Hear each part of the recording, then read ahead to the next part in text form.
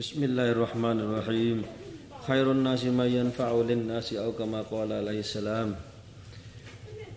شيما بركات يلاري لاني دي رجب دي شعبان دي رمضان دي أرى أي بركات يلاري ملاقي ما بركات يأمالي بيمي تيچا لولاي با سوزو ميمي يونجي نه لولاي با میاو میاز و جو شي با လိမ့်မယ်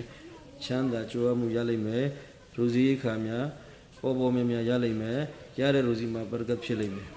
အဲ့ဒီဟာဘာလဲဆိုရင် Subhanallah wa bihamdihi Subhanallah al-azim wa bihamdihi astaghfirullah အဲ့ဒါဖဂျရ်ရဲ့ဆွန်နတ်နဲ့ဖရဂျာထဲမှာဖတ်ရင်အကောင်းဆုံးဖြစ်ပါတယ်တရက်ကိုအကျင့်တရားအဲ့ဒီအချိန်မှာဖတ်လိုက်ပါအလ္လာဟ်ရှင်မြတ်လက်ခံကိုယ်ကိုပြုပါစေအဲ့ဒီဒူအာလေးကတော့အခုလက်ရှိမက္ကာမူအဇ္ဇမာမှာနေထိုင်နေတဲ့ Sheikh Abdul Manan Sahab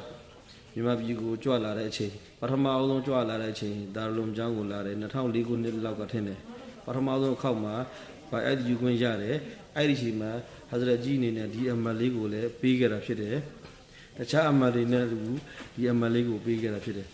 အဲ့တော့တကယ်လည်းအကျိုးရှိတယ်တမန်တော်မြတ်ဆလ္လာလာဟူအလိုင်ဝါဆလမ်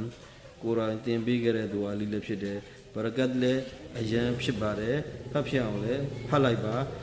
မြောက်များစွာအကျိုးမြင်ရပါလိမ့်မယ်အားလုံးအမလုံနိုင်တဲ့တောဖစ်ပေးပါစေရမ်ဇန်လနဲ့ရှာဘန်လတွေမှာလည်း